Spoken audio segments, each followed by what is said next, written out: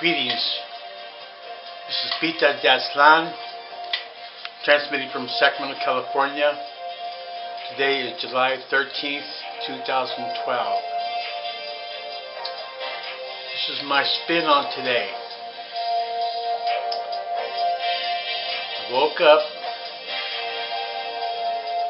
got ready for the day,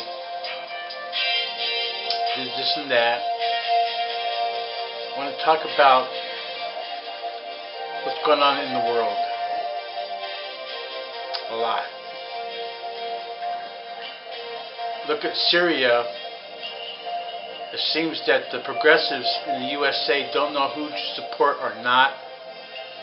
We're afraid of having more chaos like what happened in Libya, which was a mess. And Egypt still hasn't been decided. Occupy Wall Street carries on, and there's a lot going on, and then there's a lot that's not going on. It's hard to sum it up in just one little video. I'll try to keep this short, kinda.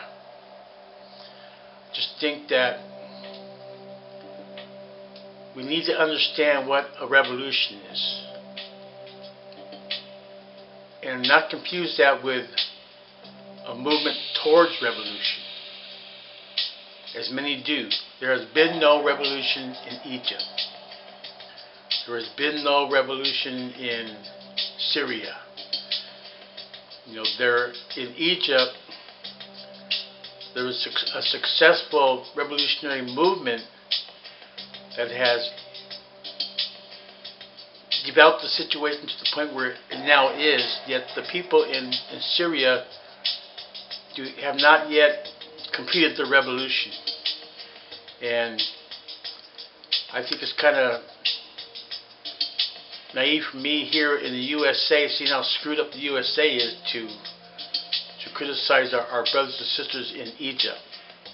I just want to understand, and people understand, that revolution is a process. It's a dynamic social process. It involves a seizure of power, the redistribution of the wealth to the masses of society.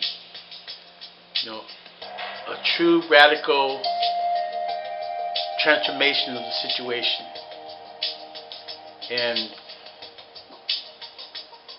many people get that confused. Revolution involves a transformation of property relations between those who are now in the haves, the 1%, which is really less than 1%, and the have-nots, the 99%. To have the property relations reversed, so that we seize the wealth of the ruling class, seize the wealth of the super rich, and redistribute that to the masses. That's called a transformation of property relations. The two main classes in society are the haves and the have-nots. The haves and the have-nots. I am of the 99%. I am of the have-nots. And the ones who oppose progress, the ones who oppose revolution, the counter-revolutionaries, at the top, they're just a few minute portion of the population. Minute. So there's a lot of acceptance of the powers that be, by the army, by the police, by the other law enforcement agencies that allow the American empire to stay in power and secure. So there's a lot to be done. I believe in the power of the people and using the internet power to help educate people so that we're more aware of what's going on, and combine that awareness with doing local community work, educating people in our families, in our communities around us, offline and online, communicating with other people, developing dialogues, to get to the point where, we do not always have to be right. Sometimes we're wrong. We do not always have to get the last word, because in the end it really doesn't matter. What matters more is than just you getting the last word is just sharing information, exchanging ideas, and continuing the dialogue that is getting stronger every day, mainly thanks to the power of the internet and social networks. Like, I love Twitter the most. We know Facebook is like a CIA front, and Alex Jones says that Google's controlled by the NSA, so go figure. Then Alex Jones says a lot of stuff. So we need to search and research for ourselves, make up our own minds, and come to our own conclusions. So just continue to communicate to other people, continue to share, and see the power in sharing. In fact, that's part of the problem in the whole world is people don't share. The super rich ruling class doesn't share with the masses.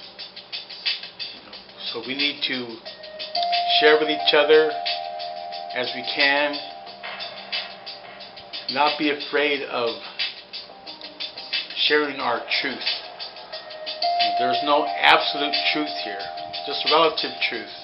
Relative. There's much to that saying, I guess Einstein did it, that